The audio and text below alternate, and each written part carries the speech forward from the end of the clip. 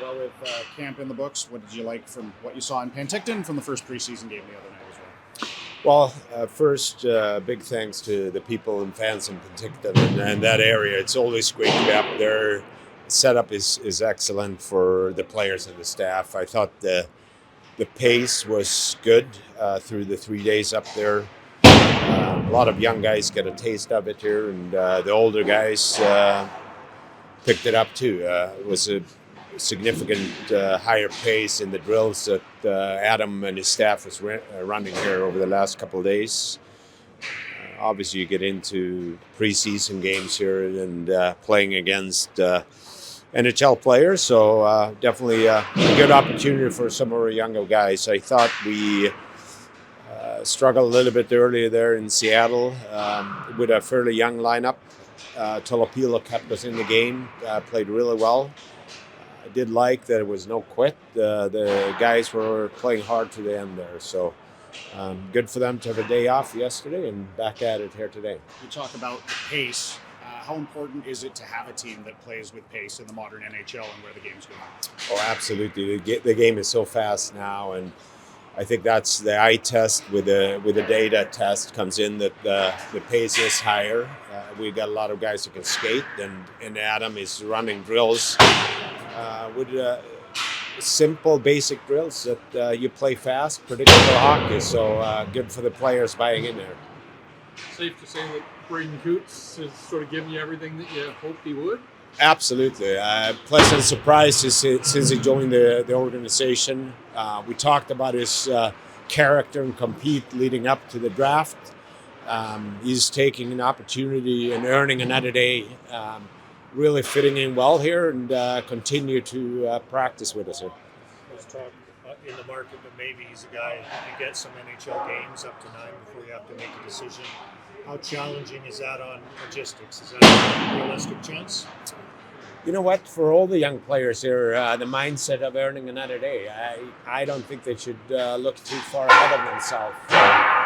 We all know that the veteran guys are picking it up here once we get closer to the opening night. So for them, it's just to learn every day. And I thought in this group's practice today was hard. So I'm excited to see the next group here. But so far, he's definitely earned his way. And based on his performance the first game, I would be hoping that he earned another game here. Can you share any more details on the roster that'll play in after tomorrow? The first group you saw is the game group roster for tomorrow. What's the thinking with Max Sasson at center? I mean, he has always been a center, but in the NHL, he was sort of forced to play on the wing a little bit. Is there a message in putting him back in the middle here in a game like this one? I think Max, with his speed, give us a good opportunity to play as a center. I think this line played together last year in Abbotsford and played well here. With most of our guys, their ability to play two positions really help us as well with the depth. Patrik, Keifer Sherwood had a career season, 19 goals, led the NHL in hits, became a culture carrier for your team. What do you need to see from him this year so maybe you can make that long-term commitment to a guy whose contract's up at the end of the year?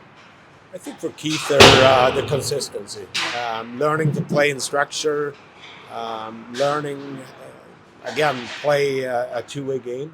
We know that his tenacity, his pace, speed, physicality, and his shot was really good last year. So we're definitely excited to see him take another step this year. You have the leverage to wait, right, and see how the year goes, much like you did with Dakota before he got his extension. Kind of a similar thing, right? Yeah, I mean, we like Keifer a lot, and obviously fits in really well with this group here. But there is no rush. We continue to talk and see where we are, but very excited to continue to work with him. Is there another challenge on another level when a player changes representation that you're suddenly dealing with people that you weren't dealing with before? You know what? I get a fairly good relationship with most of the Canadians, so nothing really going to change there. As long as you're trying to double team. You sent two guys back to junior yesterday with contracts. What's the benefit of the hockey club of getting deals done like that so early? Well, with Riley Pedersen here, we've seen the development over since he joined the organization. Continue to talking to our development staff and our group and seeing what he accomplished here early on, the way he's trending. Obviously, for us, it's more of a long-term commitment with a guy like Riley and Gabe here as well. But Riley, excited going back to a new team, Niagara, taking another step in junior hockey and right shot center forward. I think that's where some of the discussions with our staff, doing the right thing, sending the right message to the players. And my message to the players as of yesterday, nothing really changed. It's actually get harder now. So we want to continue to work with both of them, but both of them were, in my opinion, really impressive in different ways, obviously different style of players, but hopefully they feel good about themselves, but it's just the start of the journey here. Walk surprised some people last year by making the team and then spent a bit of the year in the minors. Have you seen progress? Do you think he's farther ahead this year than he was a year ago? I do. I've obviously seen his off-ice testing. I think he's more confident coming in here this year, and I know it's early here, but he's a really talented player, and I think it looks good so far in camp.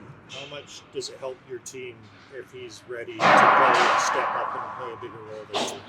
Yeah, it definitely helped the internal competition and helping the coaches with different options. And a center iceman like him, strong on face-offs, strong two-way game, and his ability to produce as well definitely helped.